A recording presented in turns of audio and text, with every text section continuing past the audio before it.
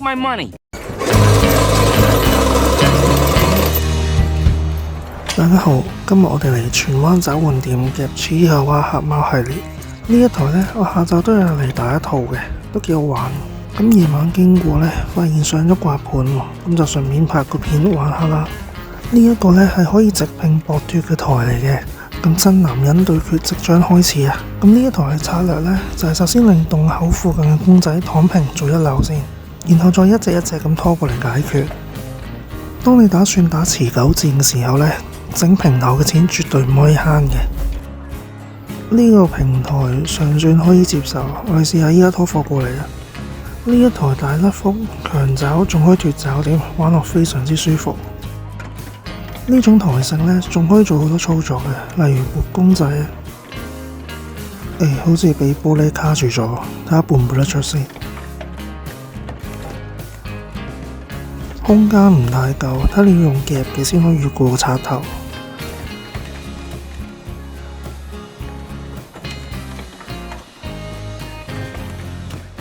夾深咗，睇下會掟去邊度先。冇走遠度，咁我再慢慢摸過嚟啦。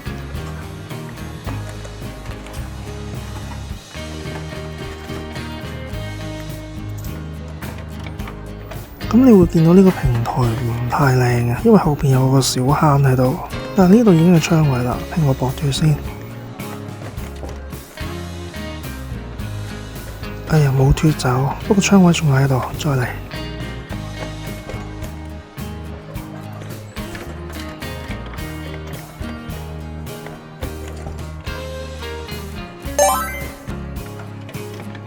有啦，跟住落嚟畫後邊嘅。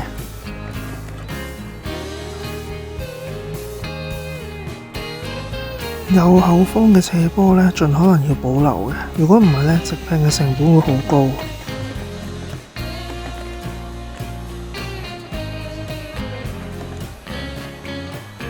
呢下運氣唔好啊，脫爪噴咗佢背景。呢度夾起小白等喺內雕撞向山坡反彈，直接碌咗去窗位啦。咁呢個就係山坡嘅作用啦。咁而家再次拼呢個膊脫先。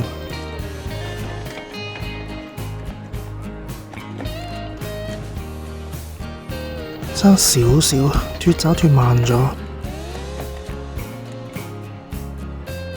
呢下扣到，掟返入去。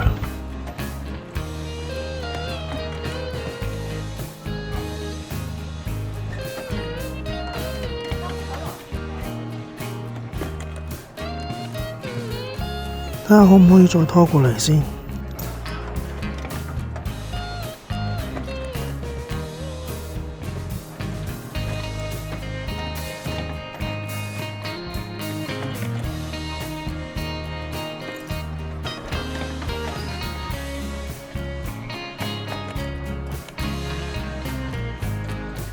捉到佢下放嘅點，但係呢一台下放就冇用嘅。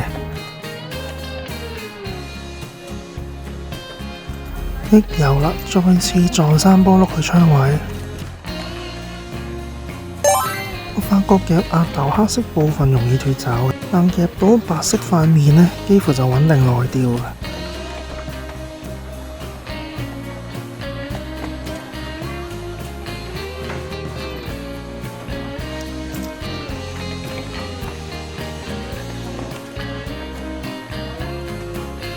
好啦，慢慢再拖下一隻目標過嚟。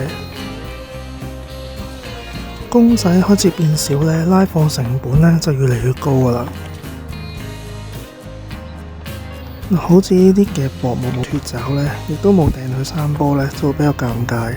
所以基本上就係一個2揀1。你想摸去窗位呢，就夾膊；如果個台面可以掟去山坡碌去窗位嘅話呢，你就要夾深啦。咁呢個位置就可以直接夾膊。如果佢越過呢兩隻黑貓脫爪呢，就可以出貨啦。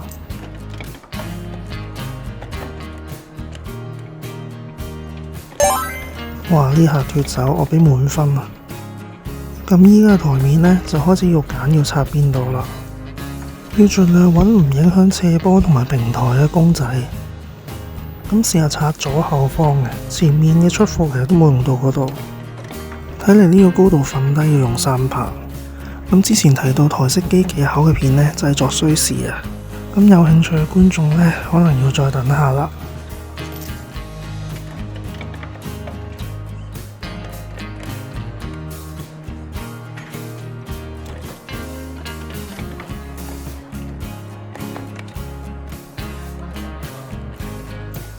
哎呀，點解碌返去左邊嘅呢？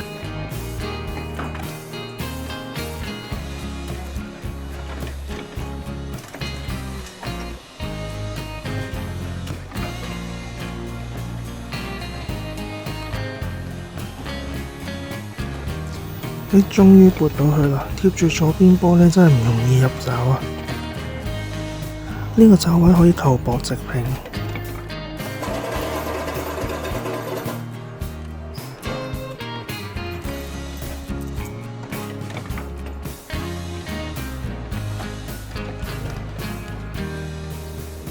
有啦，正常情況之下呢，我已經結束唔打啦。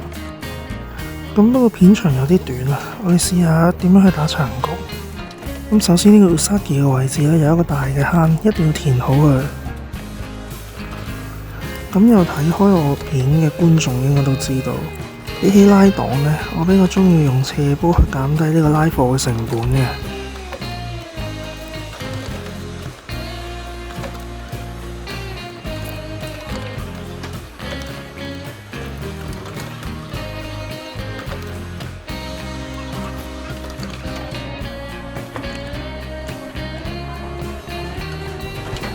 唉，終於填好啦！咁而家睇下可唔可以帶多隻過嚟？如果帶唔到呢，可能要直接放手啦。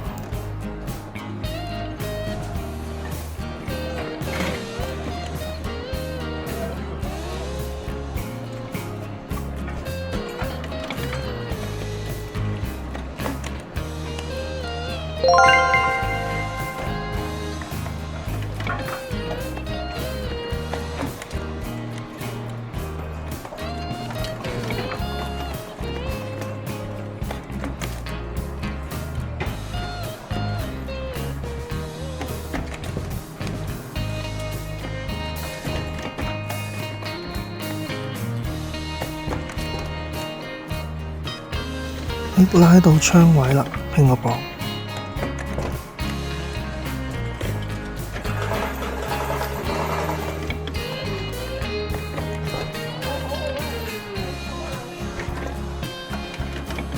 可惜嘅嗰塊面係唔會脫爪啊！依家掟喺後邊，反而填補咗後邊嘅空間。我哋試下喺右前方再拖一隻過嚟。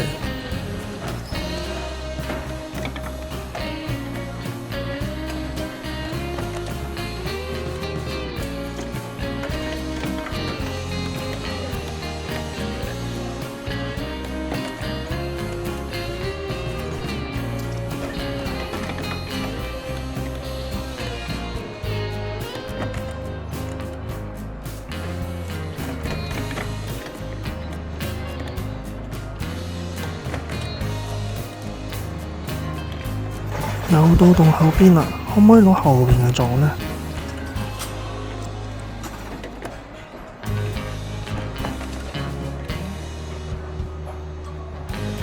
係撞唔喐嘅，我哋直拼啦。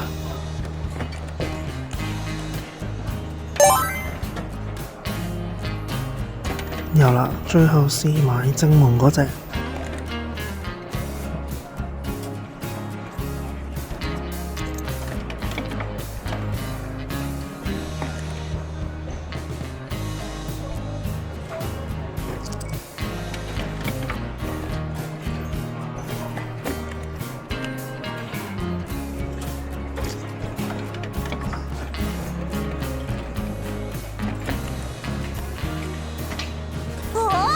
機會又嚟啦，再拼個磅。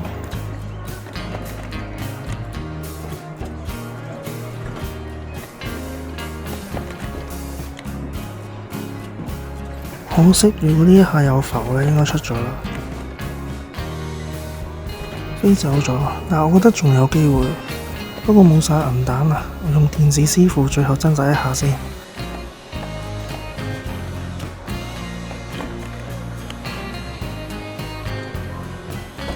哇！直接碌返嚟，睇嚟唔想我走喎。話說呢個電子支付實在太邪惡啦，睇你下次打台連手機都唔帶先可以停手。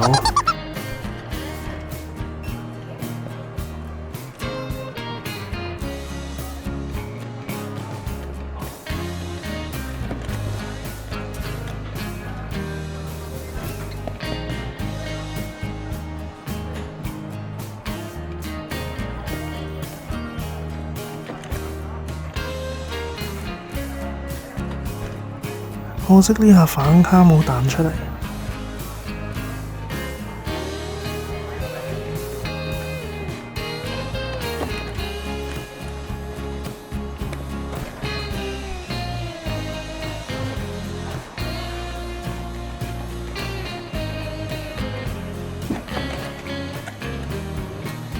哇！呢下算點啊？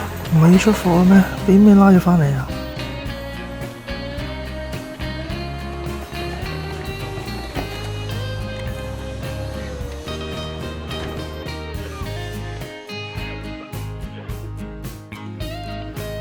雖然好傷心，但都仲可以刮刮盤嘅，夾一刮一，睇下夾咗幾多隻先。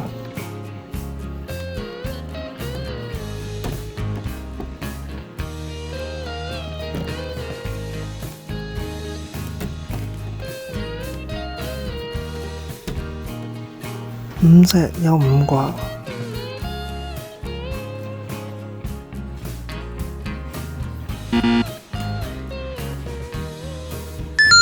31號中立布布4.01盒。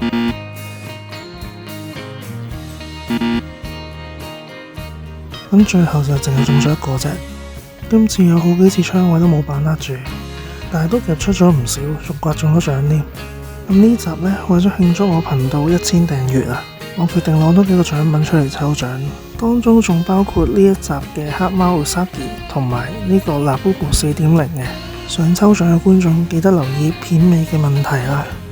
咁我哋下集見啦，拜拜。